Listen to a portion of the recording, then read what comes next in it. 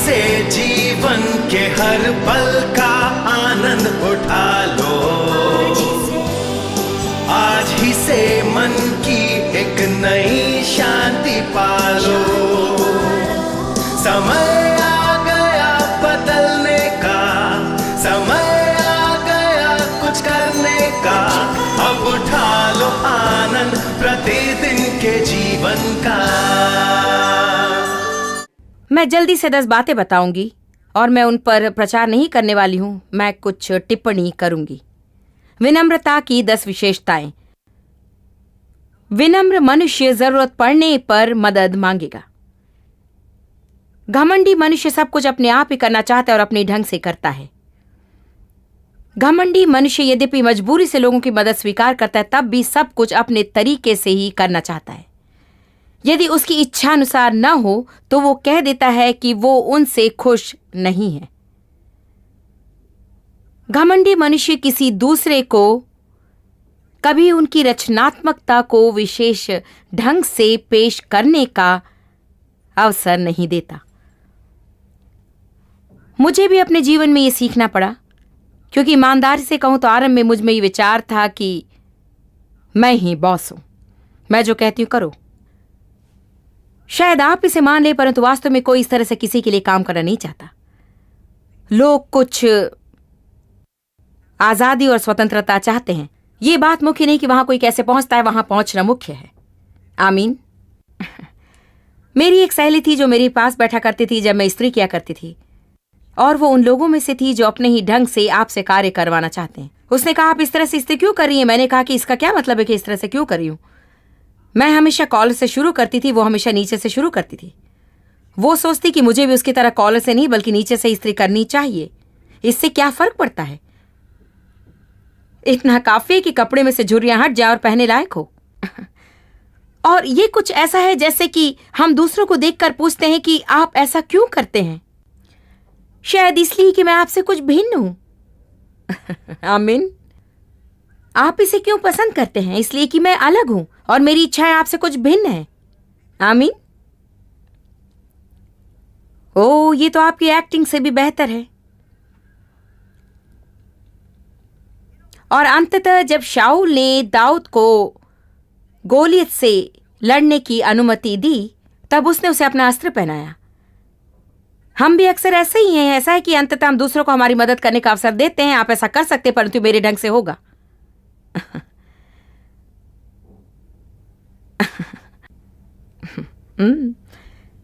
अपने बच्चों को अपने जैसा बनाने की कोशिश मत कीजिए। आप जो चाहते हैं उन्हें वही करने पर मजबूर मत कीजिए। आपके अधूरे सपनों और दर्शनों को अपने बच्चों द्वारा पूरा करने का प्रयास मत कीजिए।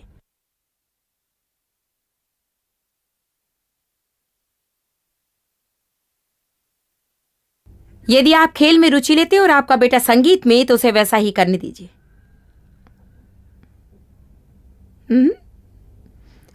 दूसरों की इच्छानुसार कार्य करने के लिए मजबूर किए जाने वालों का जीवन कितना अव्यवस्थित हो जाता है। कई बार वे दूसरों के बारे में सोचते तक नहीं, और ये स्वार्थपरता है।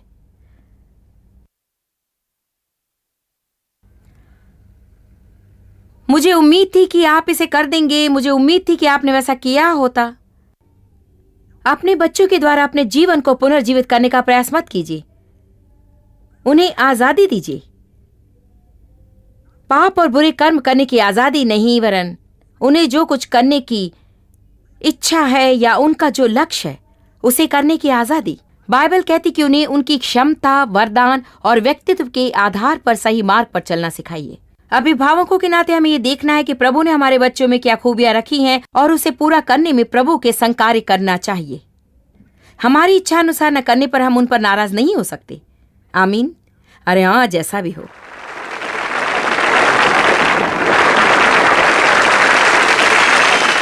जानते कुछ छोटी मोटी बातों को अपनाने से हमारा जीवन कितना सहज हो सकता है। बस आराम से, अधिक तनावग्रस्त हुए बिना रहिए।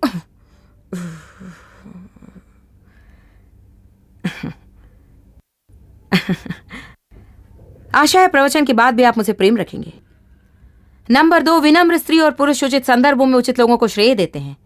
उनके द्वारा प्रभु जो कार्य पूरा करता है उस भलाई के लिए वे प्रभु की महिमा करने में तीव्र होते हैं, और जब किसी कार्य को करने में दूसरा कोई उनकी मदद करता है तो वे उनकी सफलता का श्रेय उन्हें देकर उनका धन्यवाद करते हैं। हठी घमंडी लोग अपना काम पूरा करने के लिए दूसरों की मदद लेते हैं और कभी भी किसी को ये नहीं बताते कि उन लोगों की मदद से ही वे सफल हुए हैं। विनम्री क्षमा करने में तीव्र, बुरा मानने में मंद और प्रभु पर भरोसा रखकर प्रतीक्षा करने में खुश होते हैं। दोबारा सुनिए, विनम्र मनुष्य क्षमा करने में तीव्र, बुरा मानने में मंद। वे शीघ्र ही नाराज नहीं होते क्योंकि उनका जीवन सिर्फ उनके लिए नहीं होता। वे प्रतीक्षा करते कि प्रभु उनके लिए पलटा ले। नंबर 4, विनम्र मनुष्य दूसरों की कमजोरियों के प्रति सहनशील और संवेदनशील होता है क्योंकि वो जानता है कि वे परमेश्वर के अनुग्रह से ही जी रहे हैं। निकालिए गलतियों 6। मेरे विचार से आजकल अनेक लोग चाहते हैं कि कोई उन पर दया दिखाए। वे चाहते हैं कि जहां भी वे हों उन्हें स्वीकारा जाए। अधिकांश लोग हर दिन जितना बढ़िया उनसे किया जा सके करते हैं, सचमुच करते हैं। अधिकांश लोग जितना उत्तम कार्य करना जानते उतना हर दिन करते हैं। हमें एक दूसरे पर दबाव डालना बंद करना चाहिए और दूसरों को थोड़ा अवकाश देना चाहिए। आमीन। तो हे भाइयों, यदि कोई मनुष्य, मैं गलातियों 6:1 में हूं, यदि कोई मनुष्य किसी अपराध में पकड़ा जाए तो तुम जो आत्मिक हो, और हां, हम जानते कि वे हम ही हैं।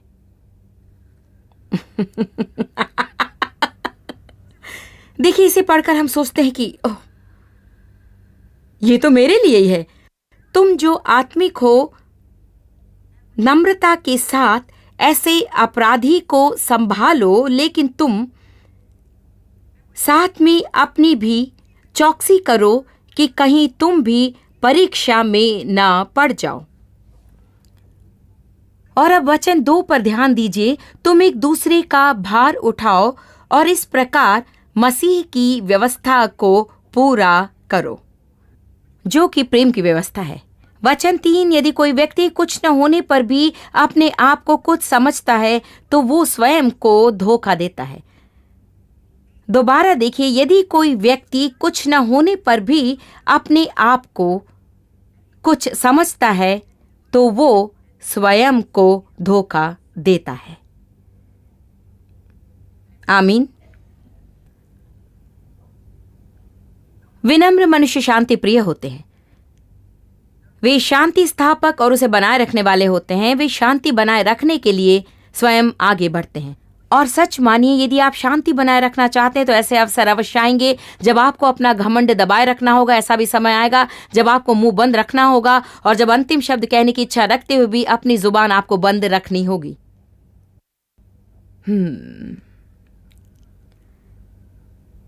ऐसा भी समय रहेगा जब आपको कहना होगा, अच्छा प्रभु, यदि मैं सही हूं और यदि मुझे सच्चाई पर अड़े रहना जरूरी है तो फिर मैं इसे तुम पर छोड़ देती हूं, लेकिन चुप रहने का अनुग्रह मुझे दे। मुझे हमेशा प्रार्थना करते रहना होगा, प्रभु चुप रहने में मेरी मदद कर। क्योंकि हम ऐसी बहुत सी बातें कह देते हैं जो कि संपूर्ण घमंड से भरी होती हैं। भला मैं करती, भला मैं नहीं करती, यदि मैं होती तो बुड़ी। एक बार मैं और डेव हमारे घर से बाहर निकलते हुए हमारे बगल में रहने वाले के बारे में बातें कर रहे थे जिसका नाम तक हम नहीं जानते थे। हम जानते थे कि वो अविवाहित था और उसका अपना घर था जिसे उसने किसी निवेश कार्य हेतु खरीदा था। डेव और मैं इस बात पर चर्चा कर रहे थे कि उसने अपना धन मकान के बदले और किस निवेश कार्य में लगाया होगा। और यदि मैं उसके स्थान पर होती तो मैं एक मकान खरीदती, क्योंकि और यदि मैं उसके स्थान पर होती तो मैं उन पैसों से ये करती और वो करती। और बातें करते हुए हम सड़क के अंत तक पहुंचे और ऐसा था मानो पवित्र आत्मा हमें एहसास दिला रहा था कि हम उस व्यक्ति के भविष्य के बारे में तथा उसके धन के प्रयोग के बारे में चर्चा कर रहे और यहां तक कि हम उसका नाम भी नहीं जानते।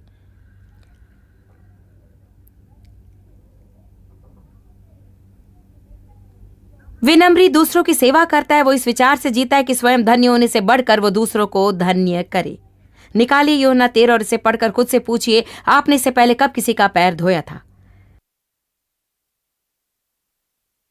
ये संपूर्ण विषय सिर्फ बर्तन भर पानी में किसी का पैर धोने के बारे में नहीं है। ये दूसरों के लिए अनिच्छुक कार्य करने का सिद्धांत है।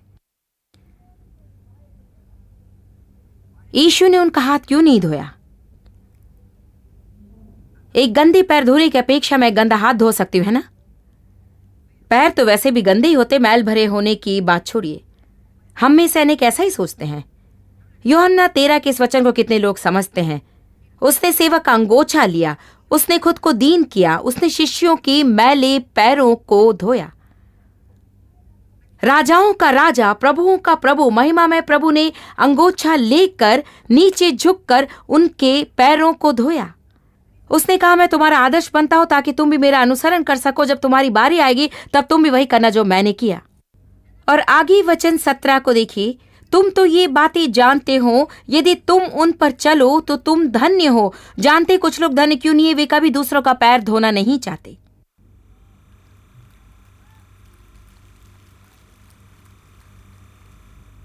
जानते आपको क्या करना है? आपको विनम्रता को अपनाना है। जानबूझकर आप दूसरों के लिए ऐसा कुछ कीजिए जो वास्तव में आपको अप्रिय लगे।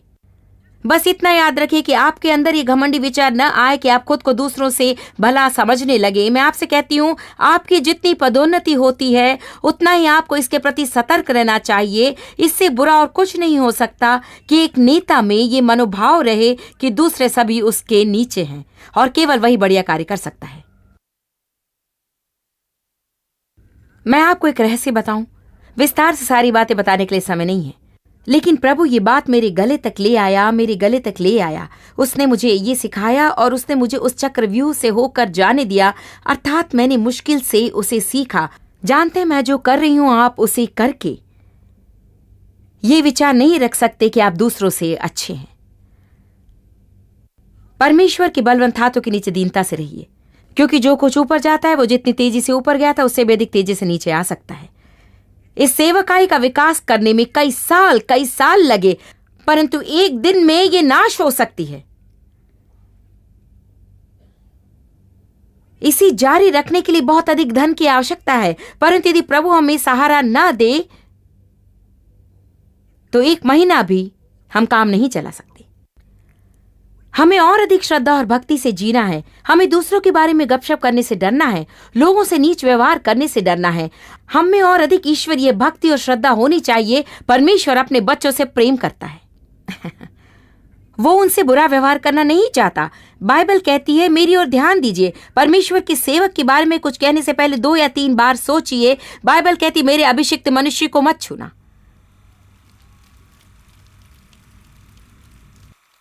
कभी कभी हमें कुछ बातों पर चर्चा करनी तथा कहने की आवश्यकता होती है, परंतु सावधानी से कहना चाहिए। हमें वही कहना चाहिए जिसे कहना जरूरी है और उसमें आनंदित नहीं होना चाहिए।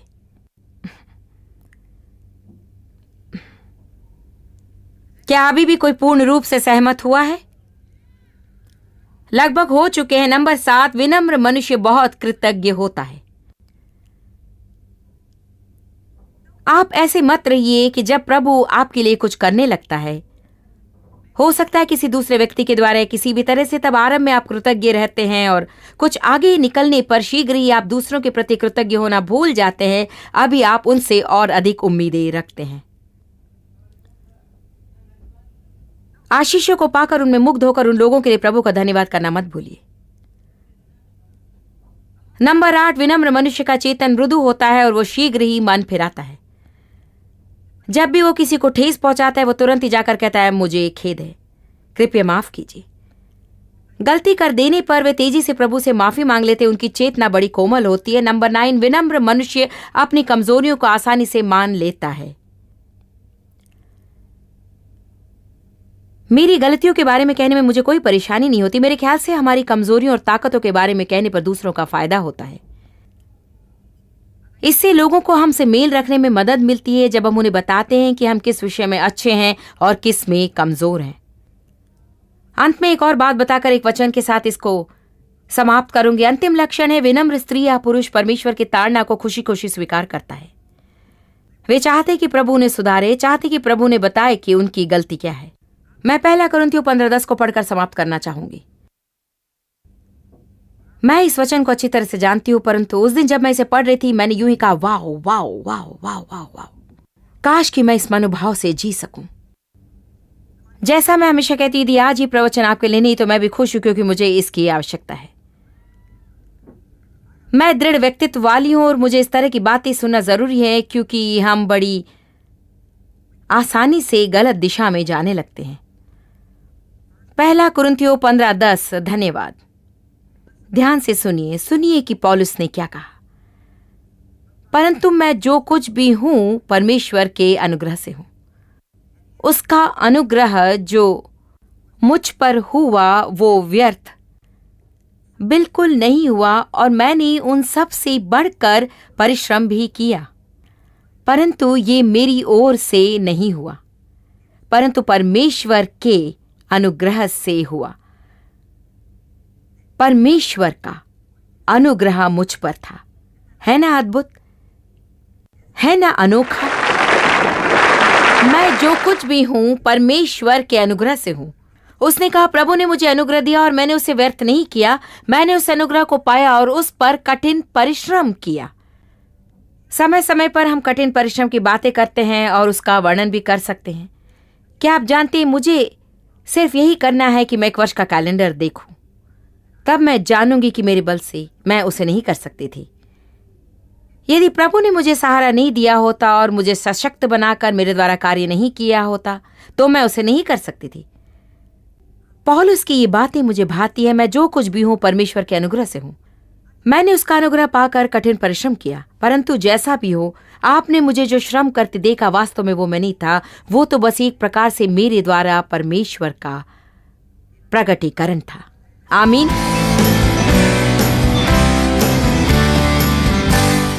मैं आपसे एक सीधा साधा प्रश्न पूछना चाहती हूं। यदि आज आपकी मृत्यु हो जाए तो क्या आपको इस बात का निश्चय है कि आप स्वर्ग जाएंगे?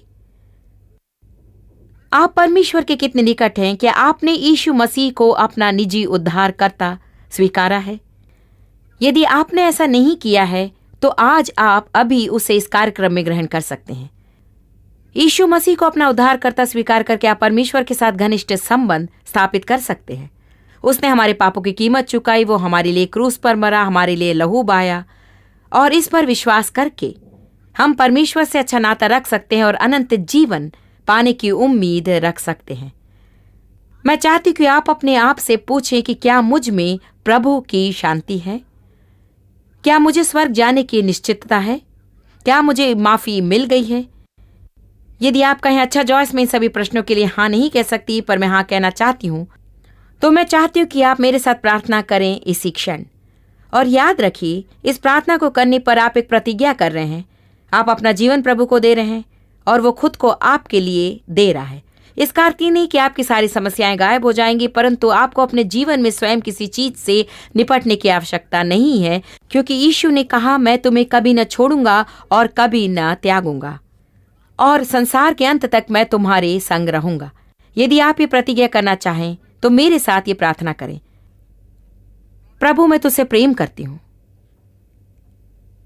यीशु, मैं तेरा विश्वास करती हूं। मैं विश्वास करती हूं कि तू मेरे लिए मरा, तूने मेरे लिए अपना लहू बहाया। मैं जानती हूं कि मैं एक पापी हूं और मुझे उसका पछतावा है। मैं बदलना चाहती हूं। यीशु, अभी मैं तुझे अपना उद्धारकर्ता ग्रहण करती हूं। तुझे अपनी धार्मिकता स्वीकार करती हूं। अपने लहू से धोकर मुझे नया मनुष्य बना दे। मेरा विश्वास है कि मसीह के द्वारा परमेश्वर के साथ मेरा संबंध स्थापित हो गया है। मुझे विश्वास है कि मैं स्वर्ग के पथ पर हूं और जब तक इस पृथ्वी पर रहूं मैं लोगों के लिए आशीष बने रहने का प्रयास करूंगी। यीशु के नाम में आमीन। बाइबल कहती कि हम दृश्य से नहीं विश्वास से चलते हैं, अर्थात ये कि हम अपनी भावनाओं के आधार पर निर्णय नहीं लेते हैं। प्रार्थना करते समय आपने कुछ अनुभव किया होगा कि आप मुक्त हो गए हैं, या आपका भार उतर गया है, या आपको दूसरा कोई अनुभव हुआ होगा, या फिर आपने बिल्कुल कुछ भी अनुभव नहीं किया होगा। परंतु यदि आपने ईमानदारी से प्रार्थना की होगी तो यीशु आपके अंदर वास करने के लिए आएगा और आपके जीवन को बदलने लगेगा। परंतु आपको अभी फैसला करना है। आपको मसीह यीशु में एक विश्वासी के रूप में बढ़ना है।